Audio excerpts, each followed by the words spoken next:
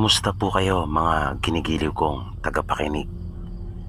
Muli po ay narito tayo para sa isa na namang kwento ng kababalagan. At tulad po ng dati ay hangad ko pong lagi na sana'y abutan po kayo ng pagtatanghal na ito na nasa mabuti pong kalagayan, ligtas sa anumang uri ng kapamakan at karamdaman.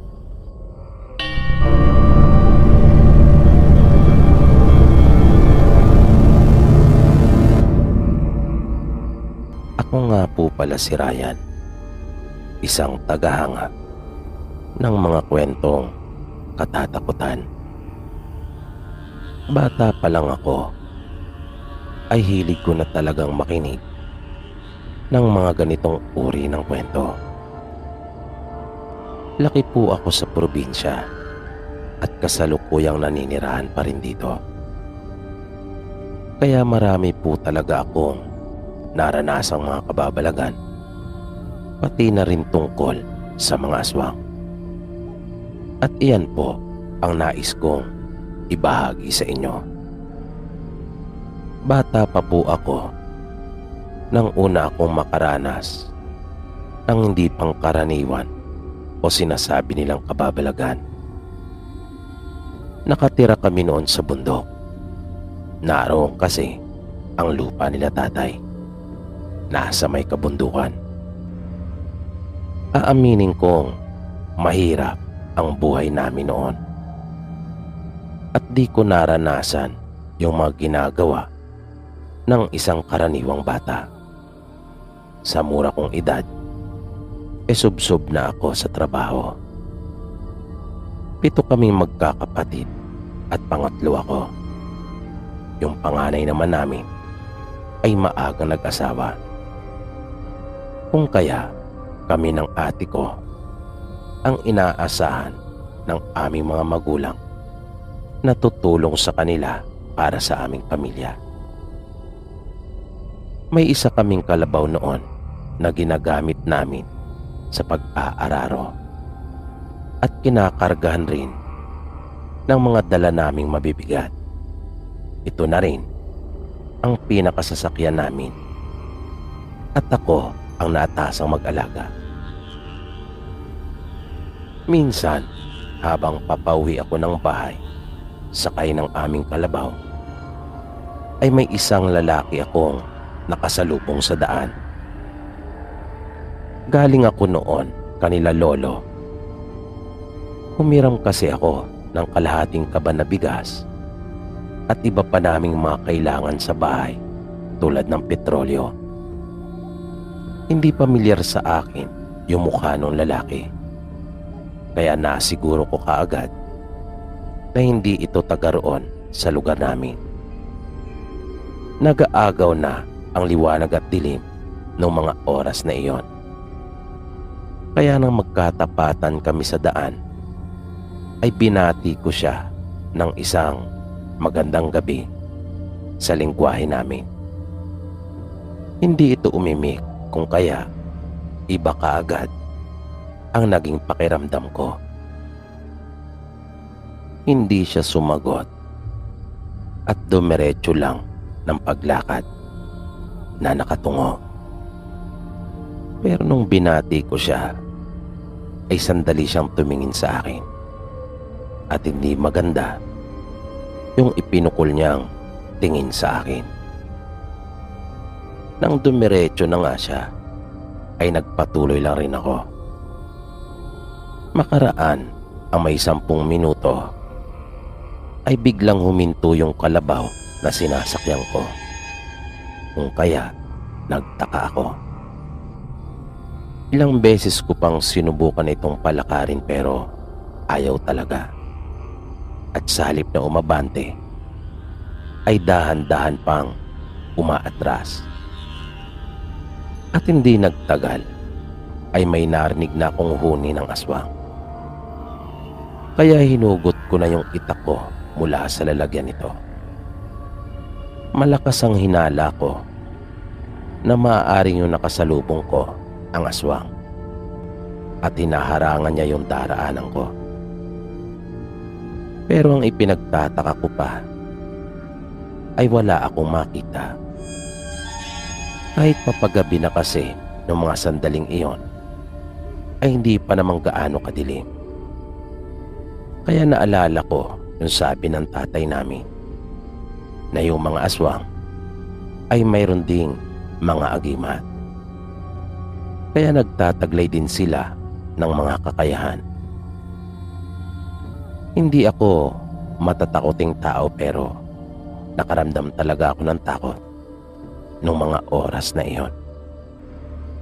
At hindi ako nagbase kung saan ko naririnig yung huni niya. Dahil natatandaan kong sinabi rin sa amin na tuso ang mga aswang. Kaya kahit naririnig ko yung huni niya sa gawing tagiliran ko, ay alam ko nung mga sandaling iyon na nasa harapan siya at sa mismong daraanan ko. Kung kaya nga ayaw dumiretso nung kalabaw. Nilakasan ko ang aking loob at sinabing natatandaan ko yung kanyang muka nang tumingin siya sa akin.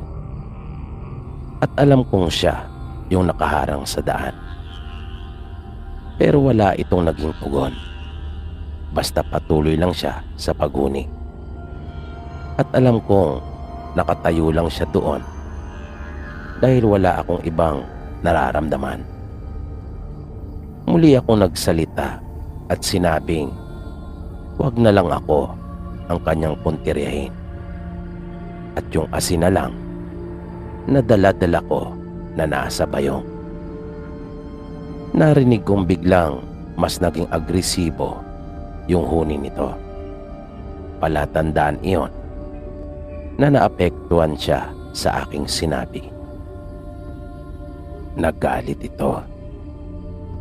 Naisip kong siguradong mapapalaban na ako nung mga oras na iyon.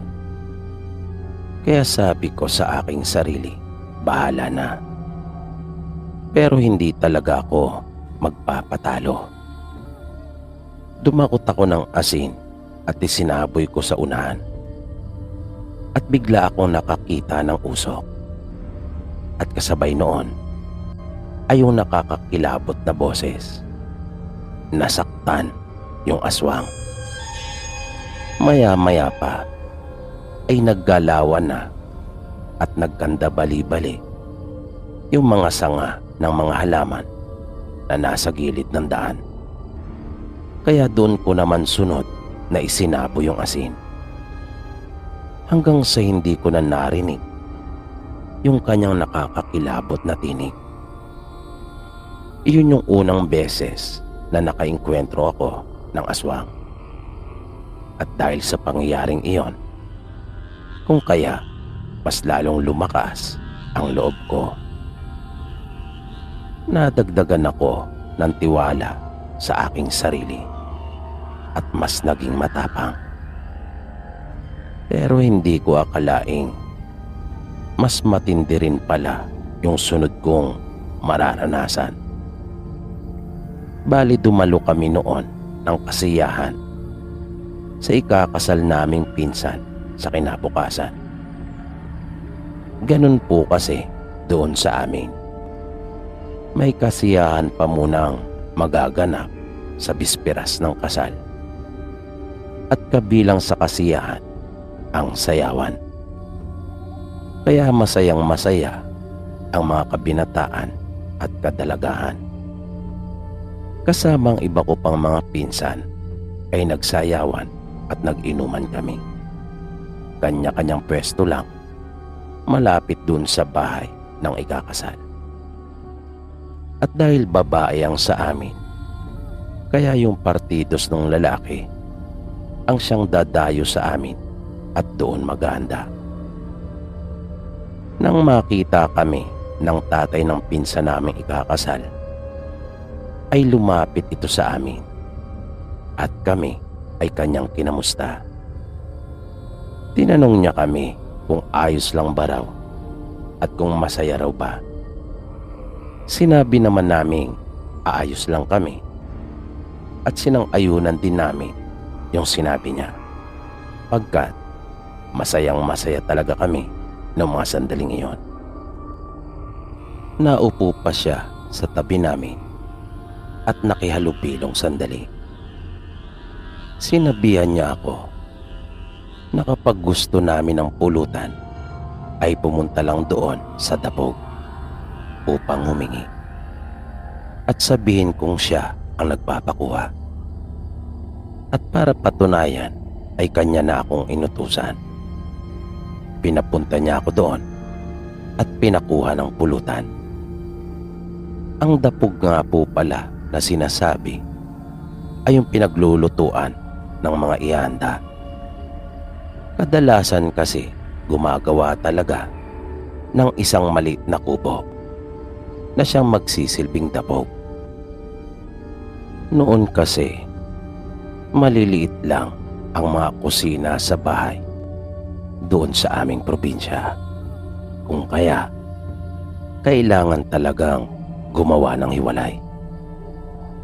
Pagdating ko dun sa Dapog ay nagtaka ko kung bakit nakasara iyon at tahimik ang mga taong nasa loob na nagluluto. Mga kamag-anak iyon nung mapapangasawa ng pinsan namin. Hiniling kasi nila sa magulang ng pinsan namin na sila na rin ang bahalang mamahala sa pagluluto ng kanilang mga ihanda, dahil gusto nilang makasiguro na walang makakasalisi na mga manlalason. Usong-uso din kasi sa amin noon ang kilkik na tinatawag, at ang lugar ng pinsan naming ikakasal ay kilala sa pagkakaroon ng maraming kilkigan o manlalason. Pero ang nakakapagtaka nga ay kung bakit naman saradong-sarado iyon, na para sa akin ay hindi normal.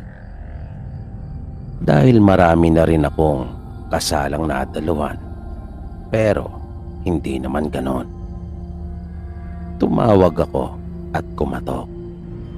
Matagal bago pa nila ako pinagbuksan, at hindi pa binuksang mabuti ang pinto. Bahagya lang ang pagkakaangat noon, at mula doon ay sumilip ang isang lalaki. Tinanong niya ako kung ano raw ang pakay ko. Sinabi kong nagpapakuha ng pulutan yung tatay ng ikakasal na tiyuhin ko. Sinabihan niya akong maghintay sandali at isinara na niyang muli ang pinto. Dahil sa nawirduhan ako at nagtaka talaga, ay naisipan kong magpunta sa gilid ng Dapog. Nang makakita ako ng butas ay sumilip ako doon, at nagulat talaga ako dahil may nakita akong dalawang paa ng tao na nasa kawayang mesa. At nang igala ko pa ang aking paningin ay nakita ko ang isang tao na hubot-hubad at wala na yung ulo. Nakalabas na rin ang mga laman loob noon. Kinilabutan talaga ako dahil sa aking nakita. At may nakita rin ako na isang lalaking may mahaba ngunit nakabuwag-hag ang buhok, at nakakatakot talaga ang kanyang mukha. Malinaw na kaagad sa akin na lahi pala ng aswang ang mapapangasawa ng pinsan namin, at may maitim silang balak. Nais nila kaming hawaan na lahat, kaya hindi ko na hinintay pa yung ibibigay na pulutan sa akin. Umalis na kaagad ako at bumalik sa aming umpukan. Naisip ko kasing kailangan iyong malaman ng tiyuhin namin. Pero pagbalik ko doon ay wala na ito. Nagpaalam ako sandali sa mga pinsan na kainuman ko at tinanap ko ang tatay ng pinsan naming kakasal. Halos malibot ko na yung buong paligid ng bahay nila ay hindi ko siya nakita. Tinanong ko rin ang asawa niya kung nasaan ito, pero hindi niya rin alam.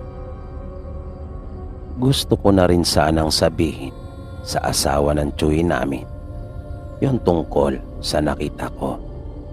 Kaya lang, parang hindi ako komportable sa kanya.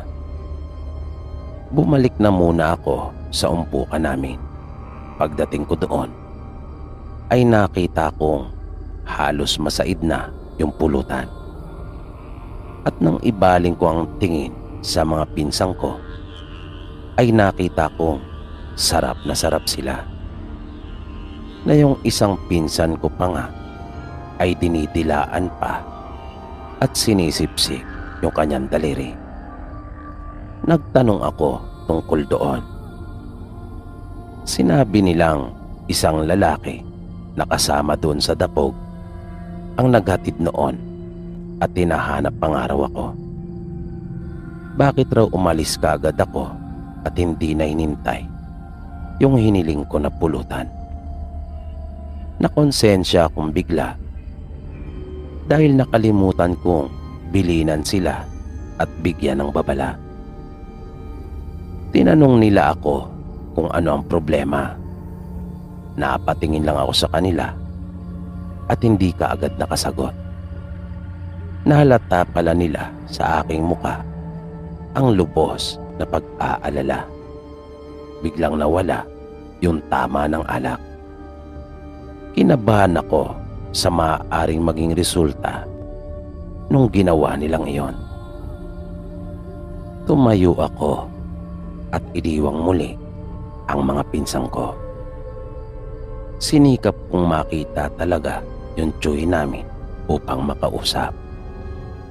Hanggang sa makita ko itong papasok na ng kanilang bahay at may kaakbay na isang kumpare. Kinausap ko siya at isinumbong ang tungkol sa aking nakita. Tinitigan ako nito na halatang hindi naniniwala at parang biro lang ang lahat sa kanya.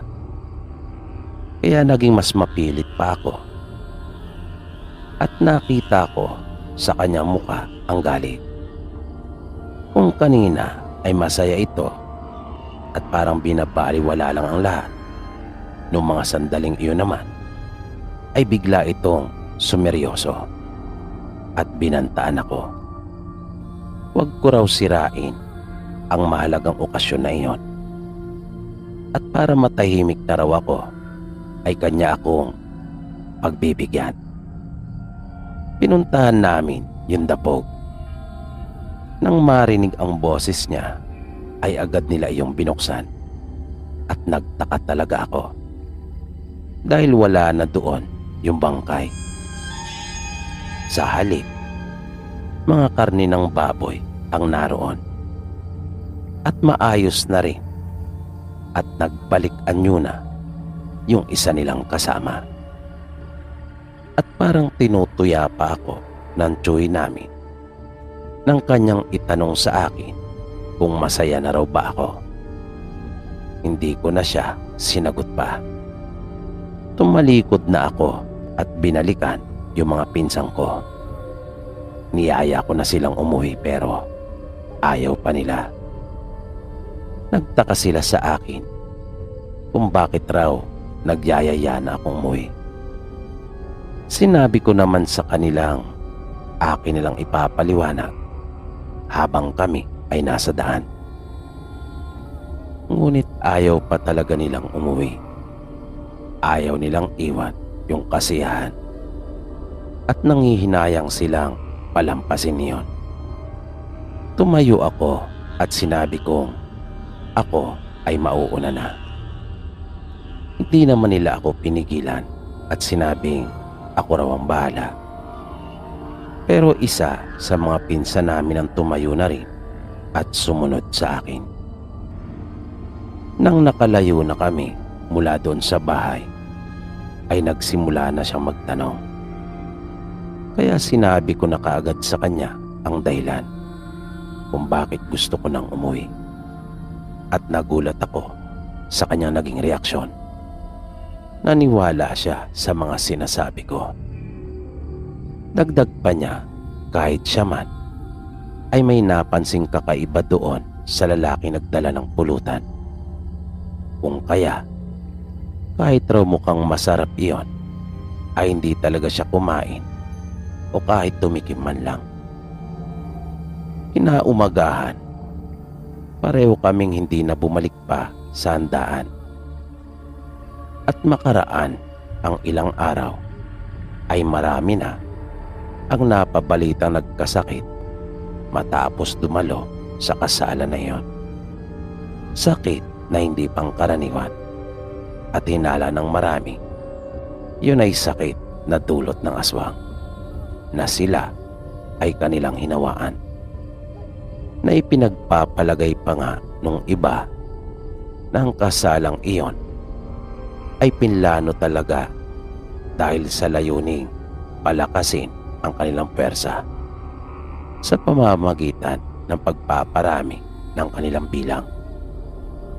Nung huli ay kumalat din ang bali-balitang bago pa umanong maganap ang kasalan ay aswang na ang pamilya ng tiyuy namin. At kaya ipinakasal ang kanyang anak ay upang magkaroon ng magandang posisyon sa kanilang samahan. Dahil ang napangasawa ng pinsan namin ay yung anak mismo ng kanilang pinuno. At matapos nga ang kasalang iyon ay marami ang mga namatay dahil sa hindi kinaya ng kanilang mga katawan yung pangahawang ginawa sa kanila. At marami na rin ang napapabalitang aswang doon sa lugar namin.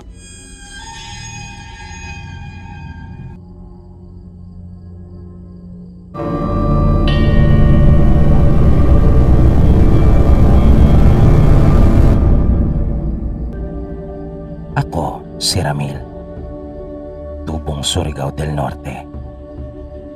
Nais ko lang sanang ipahagi sa inyo yung naging karanasan ko nang minsang sumama po ako sa mga kamag-anak namin na magtatrabaho sa isang lalawigan sa Western Visayas.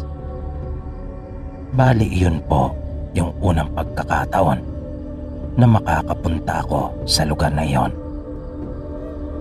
5 po kami noon na magkakamag-anak, 2 tiyuhin ko at 2 kong pinsan na kanilang anak.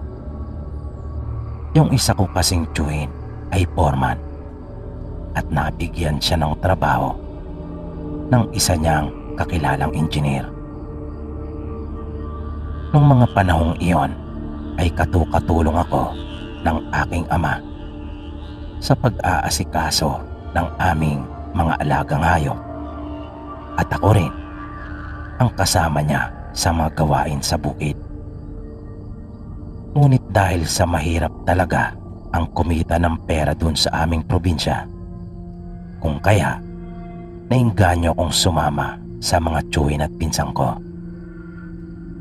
Iyon ang unang pagkakataon na magtatrabaho ako bilang isang piyon o laborer. Pero alam ko namang kayang-kaya ko ang trabaho ngayon dahil sanay naman ako sa mga mabibigat na gawain. Kaya nga ang katawan ko noon ay talagang bato-bato, sabi nga nila, dahil batak sa mga mabibigat na trabaho. Nang dumating kami doon ay wala pa talagang nauumpisahan. Masukal pa yung lugar at malayo iyon sa mga kabayan. Isa yung liblib na lugar dahil ang gagawin pala namin doon ay poultry at piggery farm. At aabutin ng taon ang nasabing proyekto dahil napakarami palang mga pasilidad ang nakapaloob sa mga malalaking farm. Nakabaliktaran sa iniisip ko noon na basta kulungan lang ay tapos na. May mga bodega para sa mga pagkain ng hayop. Mayroon ding pinaka-storage para sa mga gamot at mga opisina para sa iba't ibang departamento. Unang araw namin doon ay wala kaming ginawa. Pagkat sinabihan ng chewing ko ng kanyang amo na magpahinga na lang daw muna kami pagkat siguradong pagod daw kami sa biyahe. Nang sumunod na araw ay doon na kami nagsimula. Pero ang unang pinagawa sa amin ay yung magiging barracks namin. Sa tent lang kasi kami natulog nung unang gabi. Pinalinisan din sa amin yung buong paligid. At sanay na sanay ako sa ganong gawain dahil iyon yung trabaho ko doon sa bukid. At matapos iyon ay nagumpisa na ang mga paghuhukay para sa pundasyon matapos nila makapag-layout. Nung mga unang araw namin doon ay naging maayos naman ang lahat. Bagaman mas mahirap ng bahagya ang trabaho doon, ay kinaya ko naman at ganado ako dahil sa mas mainam naman ang magiging kita ko doon kumpara sa pagtatrabaho ko sa amin. Minsan, ng mga bandang hapon na, ay may pumunta doon na 3 kalalakihan. Noong una ay nagtanong sila kung mayroon pa ba raw bakante pagkat gusto sana nilang pumasok. Hanggang sa natapos na kami sa trabaho ay nanatili lang sila doon sa amin at nakikipagkwentuhan. Kalaunan ay nagyaya na ang mga ito ng inuman at nais daw nilang makipagkaibigan sa amin. At dahil dayo lang kami sa lugar kung kaya kailangan naming makisama. Isa pa, mababait naman ang mga itong makipag-usap. Kung kaya wala naman kaming nakitang mali o masama. Umuwi pa nga ang isa sa kanila at nang bumalik ay may dala na itong 2 pirasong manok at sinabing amin daw katayin nang sa ganon ay mayroong pulutan. Kaya humanga kami sa kanila. Dahil sagot na nga nila ang inumin, ay sagot pa nila maging ang pulutan. Nang mga pasado 9:00 na, ay doon na mag-umpisang magkwento ang mga ito ng ukol sa mga misteryo at kababalagang bumabalot doon sa kanilang lugar. Na noong una ay amin lang sinakyan ang mga iyon. Bagaman hindi namin pinaniniwalaan ang lahat. Ngunit habang tumatagal ay nakakakilabot na ang mga ipinapahayag nila. At napansin kong hindi lang ako ang biglang sumeryoso, kundi lahat ng mga naroon. At nakatuon na talaga ang kanilang atensyon sa 3 lalaking iyon na nagkukwento ng mga nakakatakot na pangyayari doon sa kanilang lugar. Maliban lang sa isa naming tiyuhin na si Tio Kaloy. Makalipas ang mahigit 2 oras ay nagpaalam na ang mga ito at nagpasalamat. Kami man ay nagpasalamat din sa kanila at sinabihan sila ng tiyuhin ko na huwag mag-atubiling bumalik at upang malaman rin nila kung tumatanggap pa ba ng karagdagang mga trabador pagkat darating kinabukasan yung engineer. Nang umalis na ang mga lalaki ay naglikpit na rin kami pagkat wala na rin namang inumin. At panay na ang hikap ko noong mga oras na iyon at talagang inaantok na. Yung barracks namin ay binubuo ng 2 silid. Doon sa kabila ay yung 2 kong tiyuhin. Habang dito naman sa isa ay kaming magpipinsan. Mabilis kaming nakatulog noon. Dala na rin marahil ng pagod at alak na aming nainom. Makalipas ang ilang oras ay nakaramdam na ako ng ginaw. Pero hindi ko naman masyadong pinansin iyon o binigyan ng anumang pakahulugan.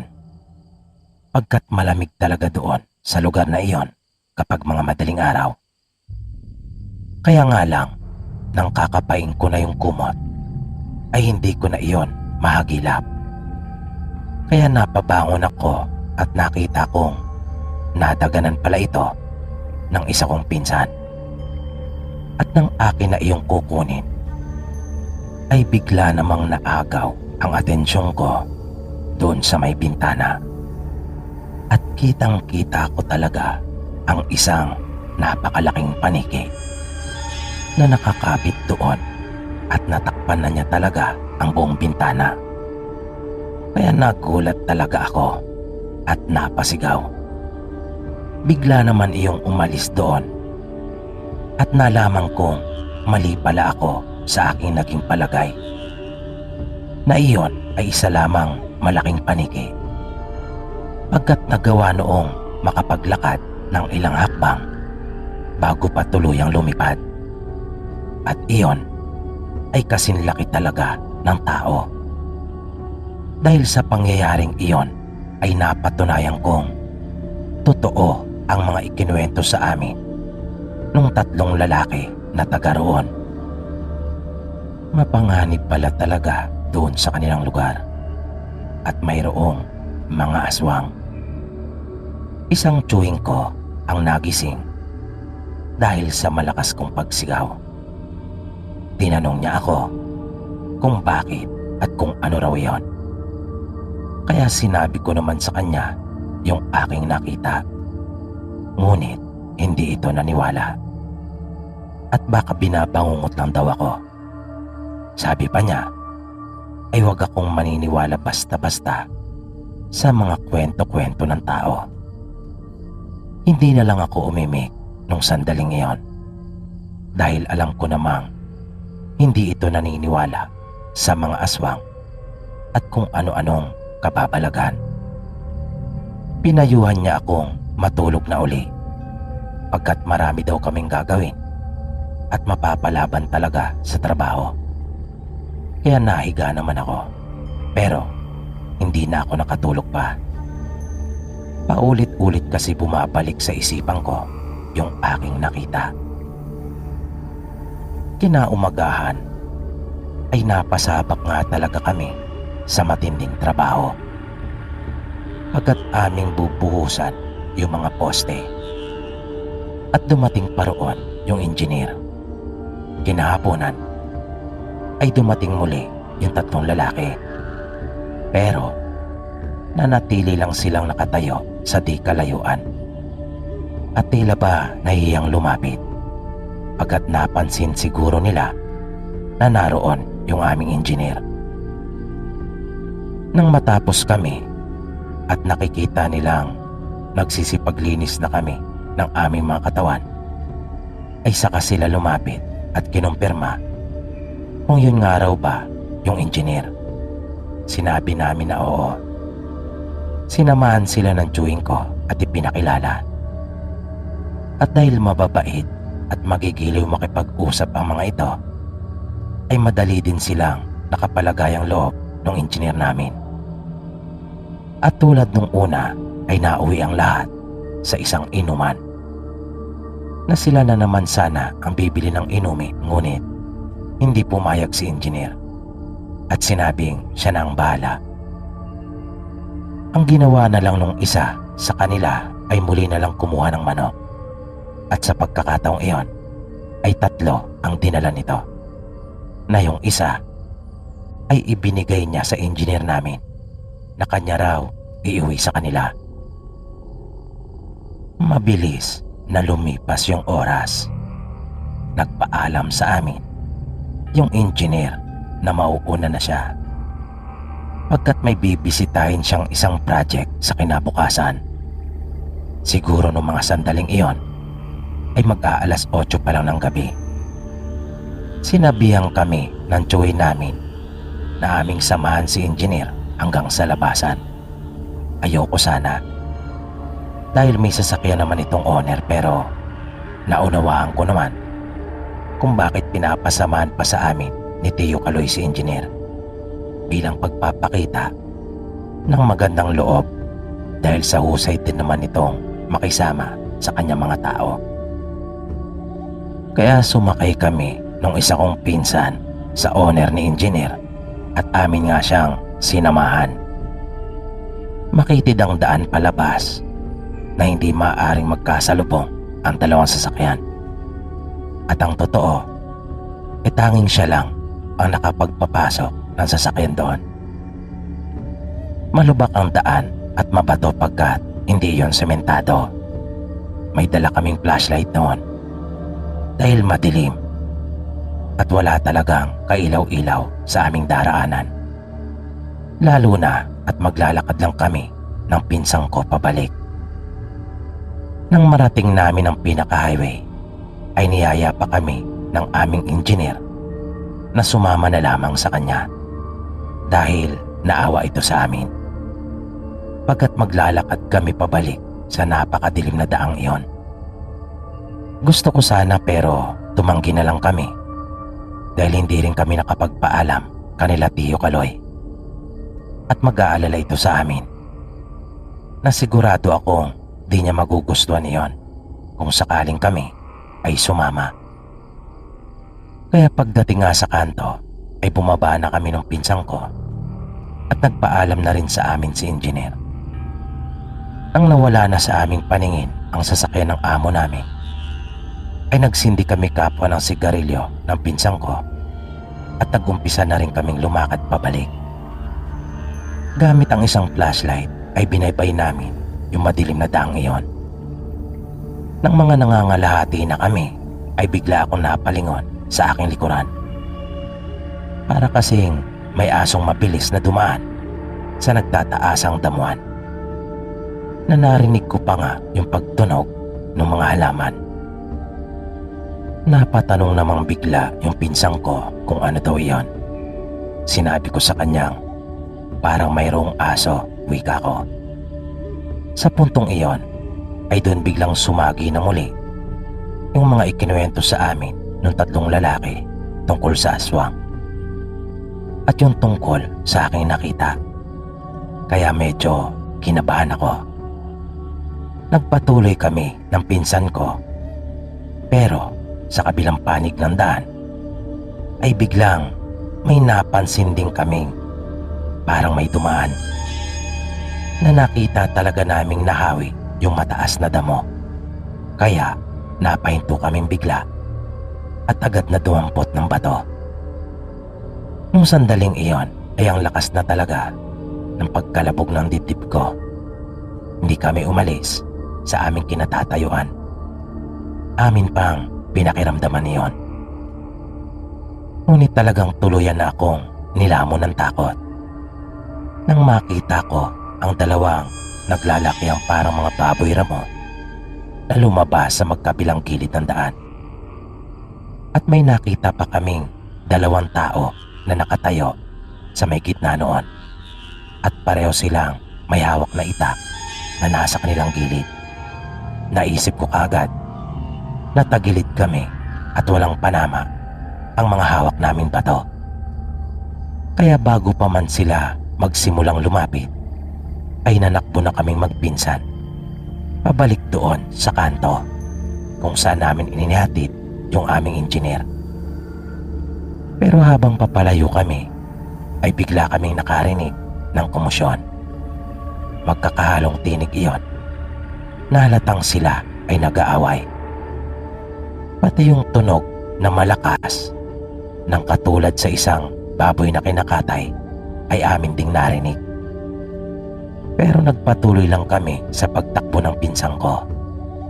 Makalipas ang ilang minuto, bago pa namin marating ang kanto, ay nakarinig kami ng dalawang tinig at pamilyar sa amin iyon.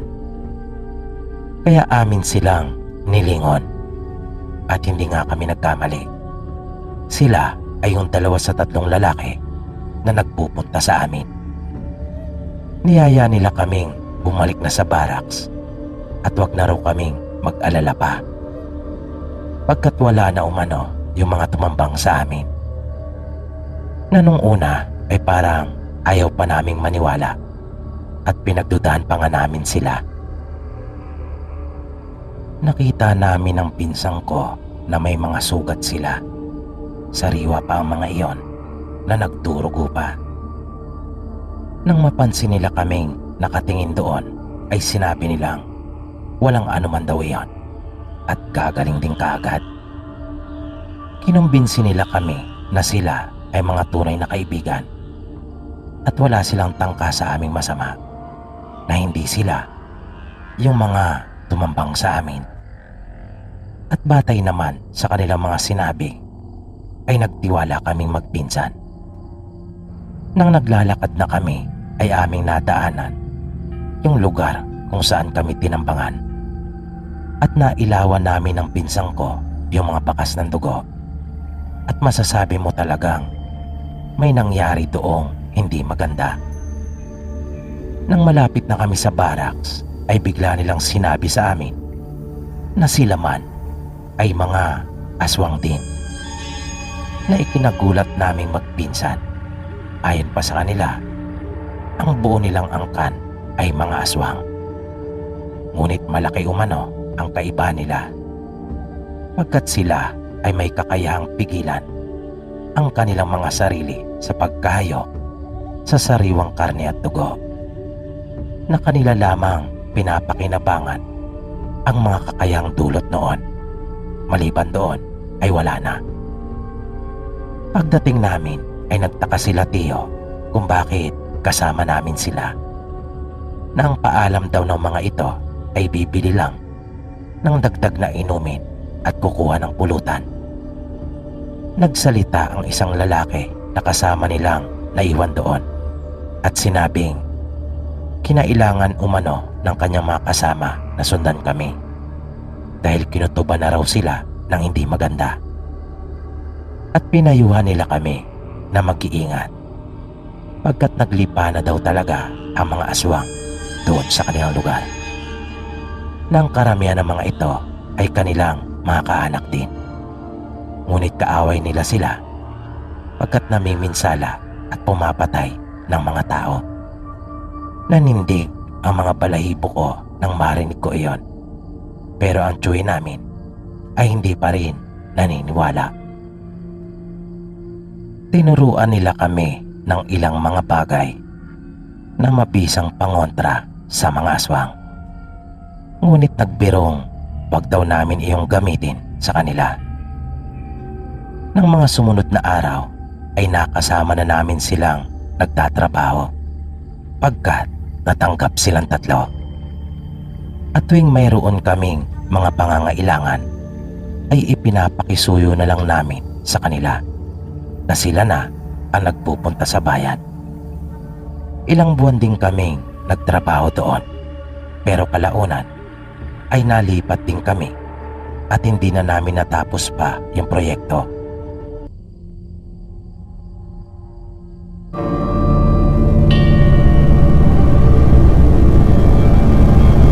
Ako po si Miguel.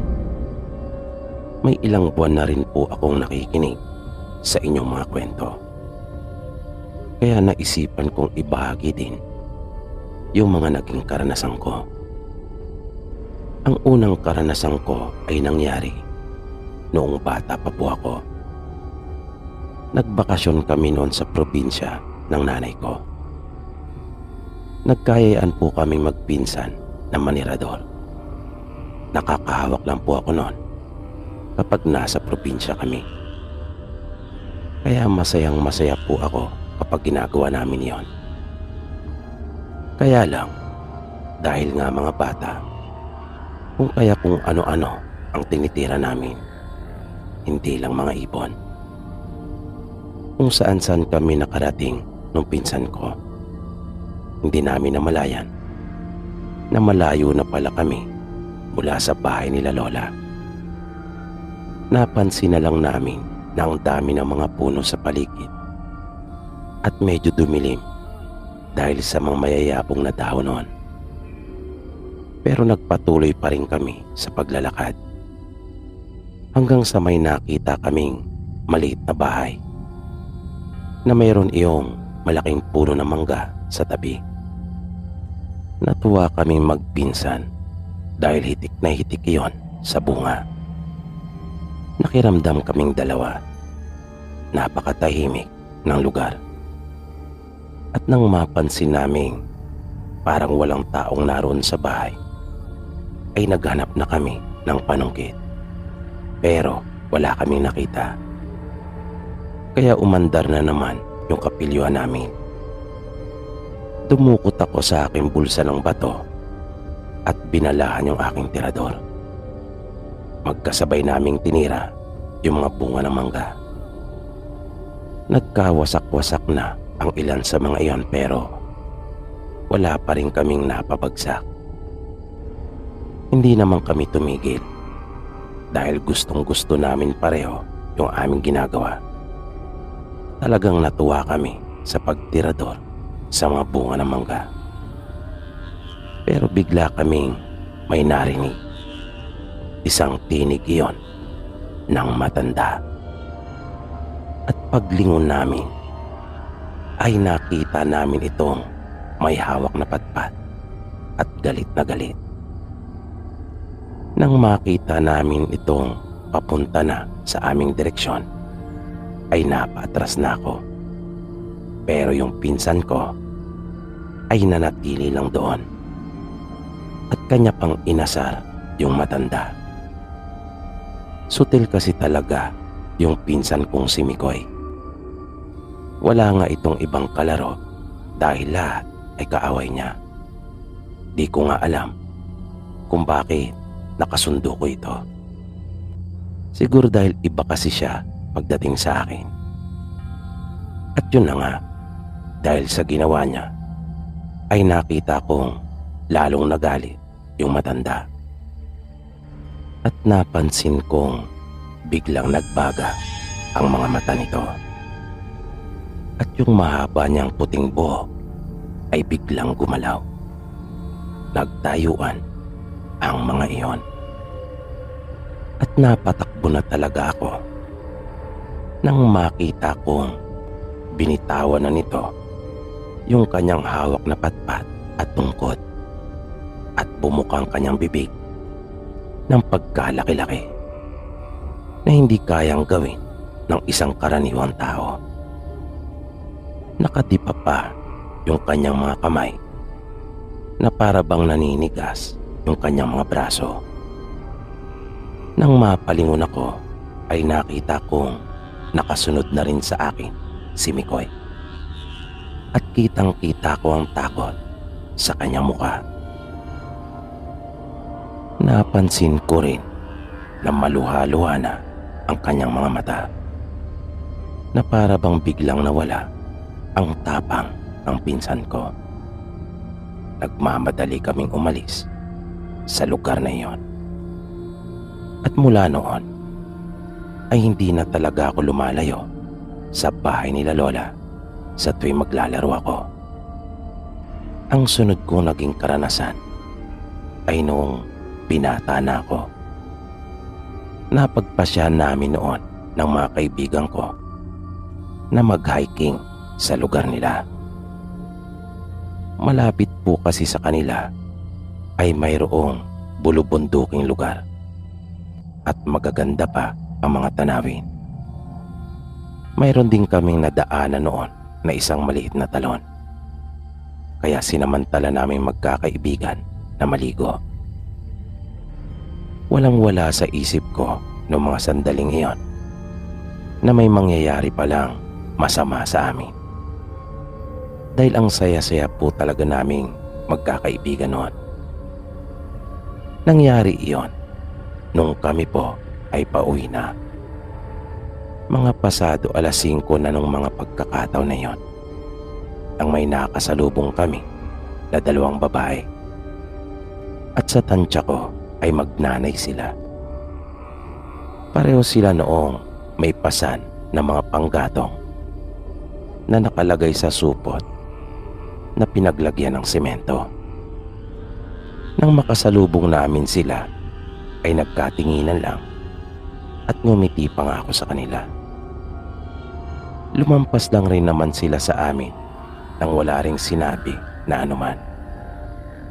Pero nang mga may 10 minuto na mula nang makasalubong namin sila, ay naramdaman namin parang mayroong sumusunod na sa amin at nakaamoy pa kami ng masansang na amoy.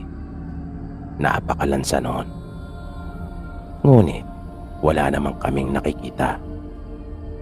Hanggang sa nagulat kami nang may nakaharang sa daraanan namin. Ang akala pa nga namin noong una ay aso lang yon dahil na rin sa posisyon niya. Pero nang mas makalapit pa kami ay napansin naming tao pala yon. Wala iyong suot na damit at nangingintabang kanyang katawan sa ipinahid na langis. At kahit na may nagbago sa kanyang mukha, ay napabulalas talaga ako. Dahil siya yung babae na nakasalubong namin sa daan. Pero nasaan ang batang kasama niya, naisip ko. Bigla kaming nagulat nang may umangil sa aming likuran. Tila sinagot na yung tanong ko nang ako'y mapalingon. Katulad ng nanay niya, ay wala din itong saplot sa katawan at nangingintab din dahil sa ipinahid. Umaangil sila na parang mababangis na hayop. Nakita kong naglabas yung isang kaibigan namin ng pepper spray at baton. Dumampot naman ako ng bato at nagsisunuran na rin yung iba. Inambahan namin sila na babatuin. Nakita kasi namin na parang susugurin talaga nila kami. At nang umangil pa silang minsan na para bang aatake na talaga, ay binato ko na iyon ng hawak ko. Nakita namin na nasaktan iyon at panandalian pang namilipit ng tamaan. At parang tambol ang tunog dahil sa lakas. Ang inaasahan ko ay aalis na iyon at lulubayan na kami. Pero sa halip ay bigla iyong sumugod sa amin. Hindi naman na nagdalawang isip pa yung kaibigan namin at kanya iyong inisprehan. Napahawak ito sa kanyang dalawang mata at nagmamadaling umalis. Nakita pa nga naming humapa yung mga halaman nang pwersay niyang daanan ang mga iyon. At makailang ulit pa itong nabangga sa mga puno. Nakita naming sumunod na rin ang anak nito sa kanya. Matapos iyon, ay nagmamadali na kaming tumakbo. Sa daan hanggang sa bahay, ay iyon pa rin ang laman ng aming usapan. Kahit nga mga nakahiga na kami at matutulog na, ay iyon pa rin ang aming paksa. Dahil hindi talaga kami makapaniwala sa aming nakita. Kaya ikinuwento ko na rin sa kanila yung naranasan namin magpinsan.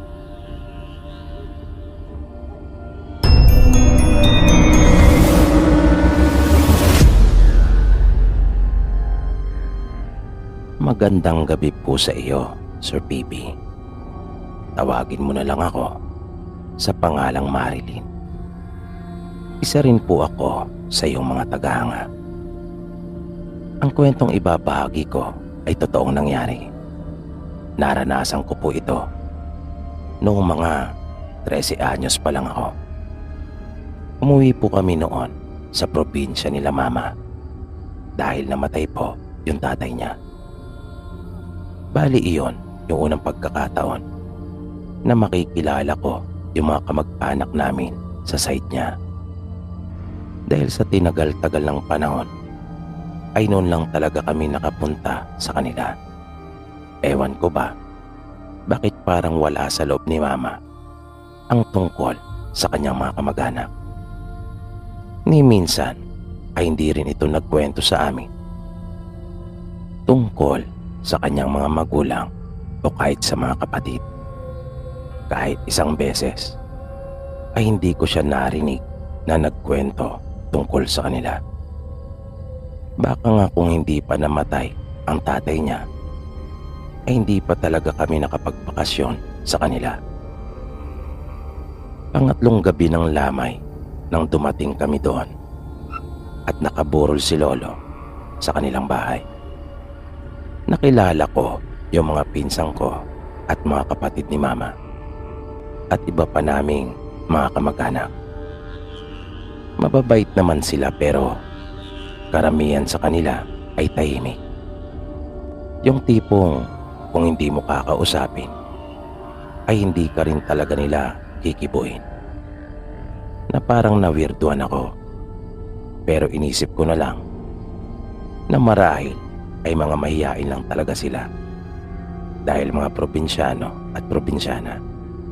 At isa pa, noon lang nila kami nakita kaya siguro ganon, naisip ko. Kaya lang, may isa pa akong napansin. Parang walang ibang taong naroon. Parang kami-kami lang na magkakamag-anak. At napakatahimik talaga sa loob ng bahay. Kinabukasan ay inilibing na rin kaagad si Lolo. Dahil si Mama na lang pala ang inihintay nila. At medyo kinilabutan talaga ako nang malaman ko kung saan ililibing si Lolo. Doon lang sa likod ng bahay nila na ilang metro lang ang layo. Doon din raw kasi nakalibing ang mga ninuno nila. At nakita ko ngang marami na ang nakalibing doon, mga kamag-anak nila. Nakakatakot yung paligid. At may isang bagay pa akong ipinagtaka. Mula nang umalis kami sa bahay hanggang sa mailibing na si Lolo, ay wala man lang ni isang umiyak. Malungkot sila pero tahimik lang silang lahat. Kahit si Mama ay hindi ko nakitang may pumatak man lang na isang luha. Kaya kahit nalulungkot ako at gusto kong umiyak, ay parang di ko magawa. Pagbalik namin sa bahay ay nagkaroon ng kainan. At nakikita ko na silang nakangiti at masaya, na para bang walang nangyari. Tapos naririnig kong sinasabi nila na iyon na raw ang inihintay ng lahat. Ang matikman daw nilang muli ang masarap na dinuguan ni Lola. May iba rin naman silang handa pero parang iyon talaga ang inaabangan ng lahat. Lumapit sa akin noon si Mama at pasimple akong kinausap. Sinabi niya sa akin na wag raw akong kakain noon kahit anong mangyari. Nagtaka naman ako kung bakit. Dahil parang napakasarap ng luto na iyon ni Lola. Dahil inaabangan nga ng lahat. Tapos ayaw niya akong kumain noon. Pero pinagdiinan talaga ni Mama na wag raw akong kumain. Maya-maya ay iniwan na ako ni Mama nang makita niyang papalapit sa amin si Lola. Hindi gaanong marunong managalog si Lola pero naintindihan ko kahit paano yung sinabi niya sa akin. Tikman ko raw yung luto niya at magugustuhan ko yon dahil siya raw ang pinakamasarap magluto ng dinuguan doon sa kanila. Tumangulang naman ako noon pero naalala ko yung bili ni Mama. Nang magsimula ng kumain ay nakita kong pumasok si Lola at Mama sa isang silid. Maya-maya ay nagulat ako nang makita kong papalapit na rin sa akin si Lola at may dalang isang mangkok na dinuguan. Kinuha niya ang pinggan na hawak ko at sinabing iyon daw muna ang aking tikman. Kaya nagtaka ko dahil nakita ko palang si Lola na pumasok sa silid kasama si Mama at hindi ko pa siya nakitang lumabas. Pero kaharap ko na siya at pinapakain ako ng luto niya. Ayaw ko sanang suwayin si Mama pero parang nahihiya akong tanggihan si Lola. Kaya inabot ko yung ibinibigay niya. At hindi siya umalis sa tabi ko, na para bang binabantayan niya talaga akong sumubo at kainin ko iyon. Pero nang sandukin ko na iyon, ay talaga namang nagulat ako. Doon ko na nalaman yung sagot sa tanong ko. Yun pala ang dahilan kung bakit ayaw akong pakainin ni Mama ng dinuguan ni Lola. Dahil nakita ko talaga ang kapirasong daliri at mata ng tao. Maya-maya ay napalingon ako. At nakita kong galit na galit si Mama na lumapit sa akin. Inagaw niya yung mangkok na hawak ko at padabog na inilapag doon sa mesa. Nalaman niya palang hindi si Lola yung kausap niya at nilinlang lang siya nito. May lahi palang aswang sila Mama, kung kaya yun ang dahilan kung bakit hindi siya nagkukwento sa amin ng kapatid ko tungkol sa kanila. Sinabi ni Mama sa kanila na umuwi siya dahil sa kahilingan nila at bilang paggalang at respeto, kung kaya siya ay sumunod. Kaya irespeto rin daw sana nila kami. Narinig ko pang sinabi ni Mama habang umiiyak na kahit ano pang gawin nila ay hindi siya papayag na maging katulad nila kami. Nung oras ding yon ay iniligpit ni Mama yung mga gamit namin at umalis na kami. Dito po pansamantalang nagtatapos ang ating programa. At sana po'y inyong nagustuhan ang kwentong ating itinampok sa pagkakataong ito. Sana po ay patuloy niyo pang subaybayan ang mga susunod pa nating kwento. Maraming salamat po at hanggang sa muli.